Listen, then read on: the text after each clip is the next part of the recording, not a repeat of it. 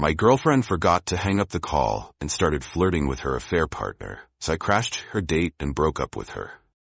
I was on my lunch break at work when I decided to call my girlfriend. We'd been dating for about 2 years, living in a small apartment downtown. She usually texted me throughout the day, so it felt odd that she'd gone quiet. I dialed her number, half expecting her to pick up breathlessly, complaining about a hectic schedule.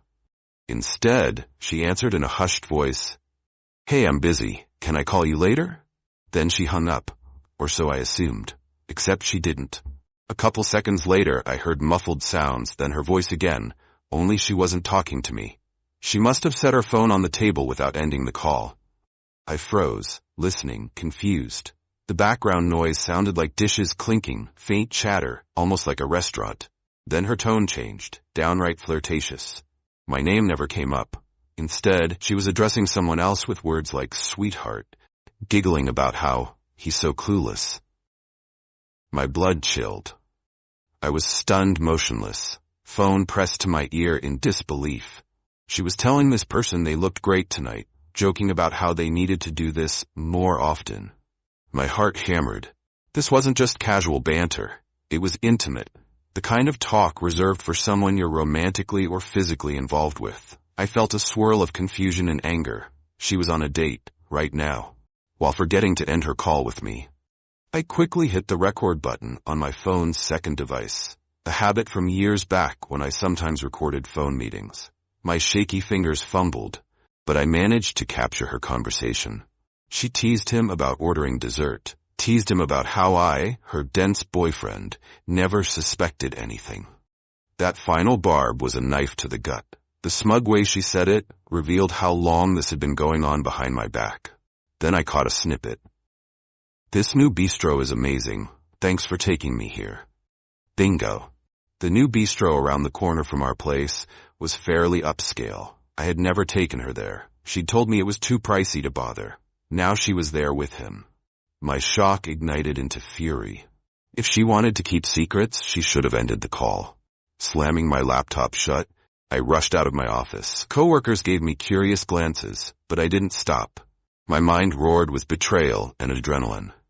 I drove with trembling hands straight to the bistro, ignoring the possibility that this could end in public humiliation. If she was brazen enough to cheat on me in broad daylight, so be it.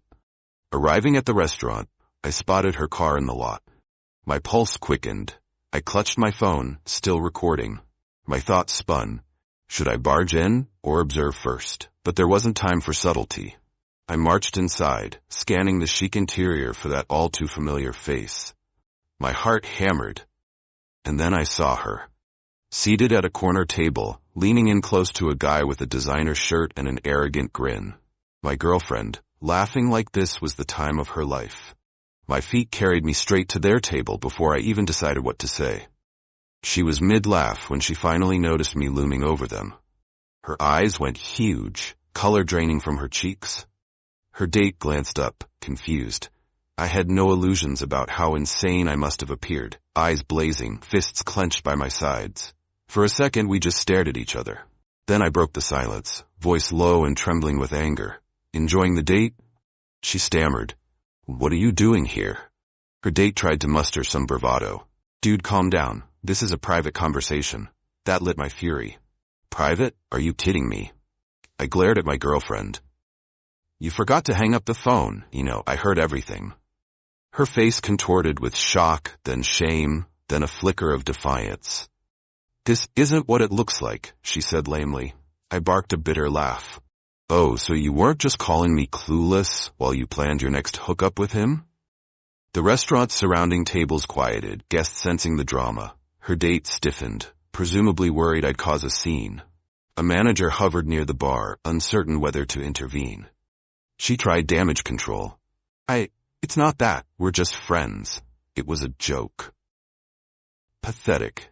I whipped out my phone, pressing play on the brief snippet I'd recorded. Her flirtatious words spilled out, "He's so clueless, but it's fine. This place is so romantic, I can't wait to do more than just dinner." The color drained from her face again. She realized I had undeniable evidence. Her date, that arrogant grin wiped clean, quickly shoved back his chair. I didn't know she had a boyfriend, he muttered, sounding uneasy.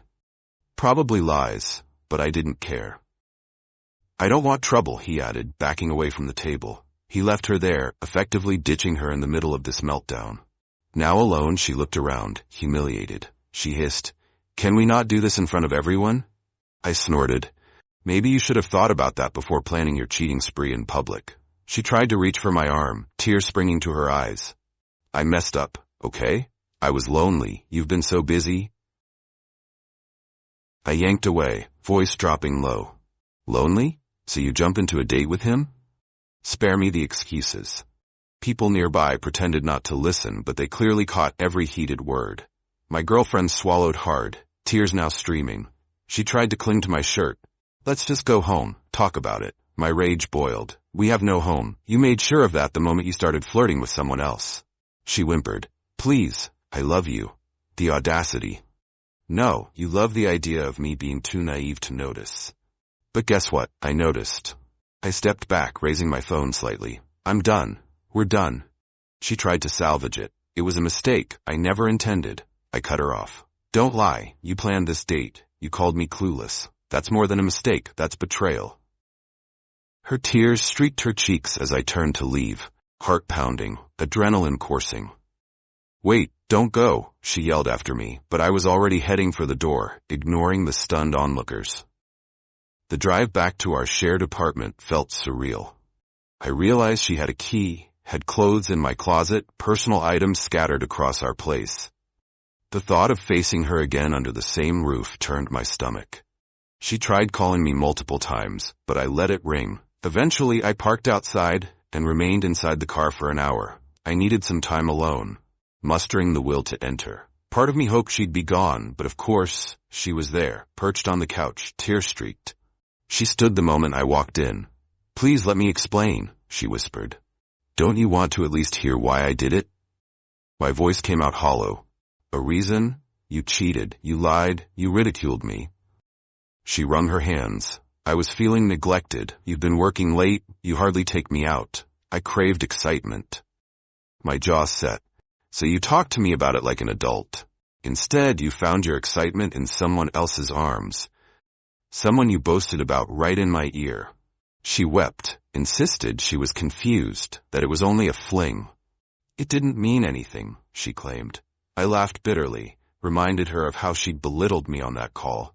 If that's how you act for meaningless things, I'd hate to see you with actual feelings. She whimpered. I never wanted to hurt you. I snapped. But you did. This is over. I can't trust you again. Her eyes flared with desperation. We can fix this. I'll block him. I'll do anything. I shook my head. No, we're done. I grabbed a duffel bag, started tossing in essentials, my personal documents, electronics, anything I didn't want her rummaging through. She trailed after me, sobbing. Don't leave. This is your place too. I paused, turning on her. You might as well keep it for tonight, but I'll be gone. By the weekend I expect you out permanently.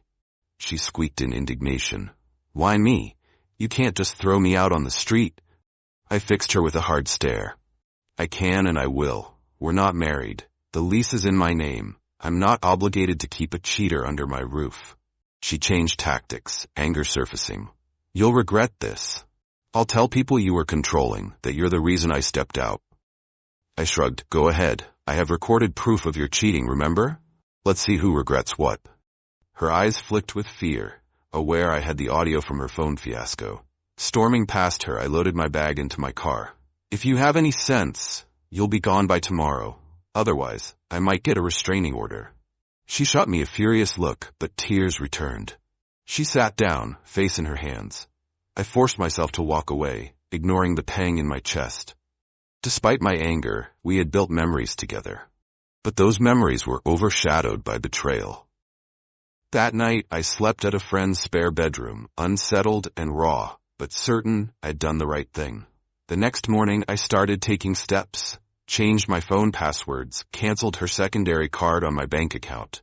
Enough was enough. She had no place in my life now. Not after using me as a fallback while dating someone else. But little did I know, she wasn't done with her manipulative attempts. Over the next few days, my phone lit up with messages from her. She oscillated between begging and lashing out. Please come back, I'll fix everything. In one text, then, you're a heartless jerk in the next. I blocked her on social media, but she found ways to contact me via new accounts. She tried guilt-tripping me, claiming she had nowhere to go, that her family lived too far, that I was punishing her for a small mistake. Each message fueled my resolve to stay away. One evening, she showed up at my workplace, waiting by the parking lot. The moment I stepped out, she rushed over, tears in her eyes. We need to talk. My coworkers glanced over, sensing drama. I kept my voice low. There's nothing to discuss. You cheated. It's over. She attempted a big public meltdown, sobbing that I was throwing away our future over one slip-up. I refused to budge. I told her, I have the recording. This wasn't a random slip. It was premeditated. You called me clueless, remember? She cringed, probably recalling how humiliating it was that I overheard. She threatened to scream I'd hit her, but realized people were watching. Another manipulative play. I stepped back, hands raised. Try it. People can see I'm not touching you.